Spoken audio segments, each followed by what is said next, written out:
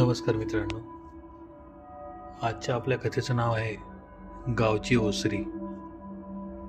विदर्भातल्या डोंगराच्या कुशीत पाटेगाव नावाचं एक गाव आहे. गाव लहानसं आहे, पण जुन्या आख्यायिकांनी भरलेलं. सगळ्यात जास्त प्रसिद्ध म्हणजे गावच्या मधोमध असलेली एक मोठी ओसरी.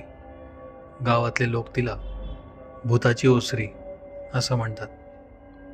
दिवसा ती जागा साधी दिसायची, पण संध्याकाळनंतर मात्र कोणी तिकडे पाय ठेवत नसे.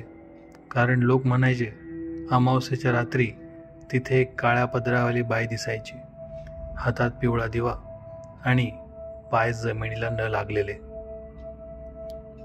एका वर्षी गावात एक नवीन शाळा मास्तर आले, नितीन सर. शहरातून आलेले हे सर तरुण आणि गावभर शिक्षण देणारे होते. एका संध्याकाळी चौकात काही गावकरी गप्पा मारत बसलेले असताना त्यांचे संभाषण सुरू होते आणि तिथे सरही बसलेले होते. त्यातला रामभाऊ नावाचा एक गृहस्थ म्हणाला, उद्या अमावस्या आहे ओसरीकडे कोणी जाऊ नका. मागच्या वेळी गणूचा बैल तिथे बांधला होता आणि सकाळी बैल मेलेला सापडला. त्यावर सर म्हणाले, अहो, अशा गोष्टींवर अजूनही विश्वास ठेवता का? हे बोलताना त्यांच्या चेहऱ्यावर एक प्रकारचं उर्मट असं हसू होतं. पुढे ते बोलले, भूत प्रेत असं काही नसतं. मी स्वतः तिथे जाऊन रात्र काढू शकतो, तुमच्या सर्वांची खात्री पटण्यासाठी. गावकरी एकदम दचकले. ते रामभाऊ नावाचे गृहस्थ पुन्हा म्हणाले, सर, गंमत करू नका. ती जागा खूप विचित्र आहे. तुम्हा शहराच्या लोकांना नाही कळायचं. त्यावर सर म्हणाले, मी माझ्या मतावर अजूनही ठाम आहे. तुम्हा सर्वांना जर माझं म्हणणं त्यानंतर पटणार असेल तर मी त्यासाठी काहीही करायला तयार आहे. बोला, आहे कबूल? गावातले लोक विचारात पडले. शेवटी सर ऐकत नाही म्हणल्यावर त्या सर्वांनीही या गोष्टीची कबुली दिली. दिवस आला अमावस्येचा, ती भयान रात्र.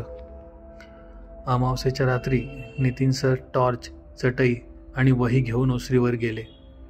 ओसरी म्हणजे तीच भूताची ओसरी. घड्याळात 12 वाजले होते. वातावरण शांत. फक्त रातकिड्यांचा किर किर असा आवाज येत होता.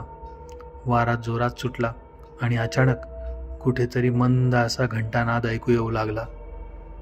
सरांनी टॉर्च लावला आणि समोर काही दिसतंय का ते पाहू लागले, पण समोर काहीच नव्हते. पण मागून त्यांना धुसर असा प्रकाश येताना जाणवला. एक पितळी दिवा हवेत तरंगताना दिसला. त्यांना रामभाऊचे बोलणे आठवले.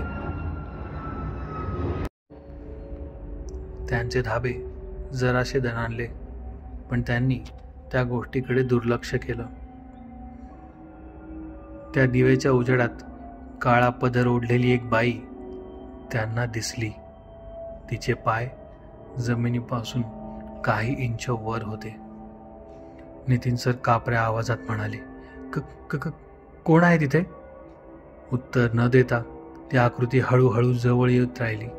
तिचे डोळे लालसर, जणू निखारेच, आणि अचानक शेकडो लोकांच्या एकत्र रडण्यासारखा आवाज परिसरामध्ये घुमू लागला. सर मागे सरकले, पण पाय गुंतले, ते जमिनीवरच पडले. त्या बाईचा हात पुढे आला. तिच्या नखांनी त्यांच्या हाताला ओरखडा घातला. थंडगार, जणू बर्फ, लोखंड त्वचेत घुसला. सर ओरडले, पण आवाज बाहेर पडला नाही. डोळे मिटले आणि ते बेशुद्ध पडले. सकाळी गावकरी ओसरीकडे गेले तर नितीन सर तिथे बेशुद्ध पडलेले होते. चेहरा फिकट, ओठ जांभळे आणि हातावर खोल ओरखडे होते. त्यांना शुद्ध आली तेव्हा त्यांनी कुंठित आवाजात सांगितलं, ती खरी आहे. ती बाई, तिचा आवाज, तिचे डोळे, तिचा स्पर्श. गावातील वडीलधारे नाना हळू आवाजात म्हणाले, पूर्वी इथे एक सवाष्ण बाई राहत होती. तिचा बळी दिला गेला होता असे म्हणतात. तिचा आत्मा अजूनही भटकतो, म्हणून ही ओसरी शापित आहे. त्या दिवसानंतर नितीन सर कधीच संध्याकाळी शाळेत थांबले नाही. ते लोकांना भूत नसल्याचं पटवायचे थांबले होते. कारण त्यांना तो अनुभव स्वतः आला होता.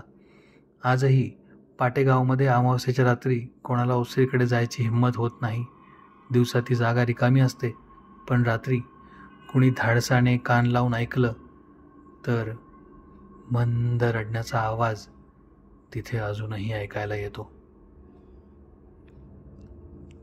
तुम्हाला जर ही कथा आवडली असेल तर व्हिडिओला लाईक करा. कथा कशी वाटली हे कमेंटमध्ये सांगायला विसरू नका. जर आपण या चॅनलवर पहिल्यांदा आले असाल तर चॅनल सबस्क्राईब करा आणि बेल आयकॉन दाबा, म्हणजे भविष्यात येणाऱ्या व्हिडिओचे अपडेट तुम्हाला नियमितपणे मिळत राहतील. त्याचबरोबर हा व्हिडिओ आपल्या सर्व मित्रांना शेअर करून चॅनलला जास्तीत जास्त सपोर्ट नक्की करा. धन्यवाद.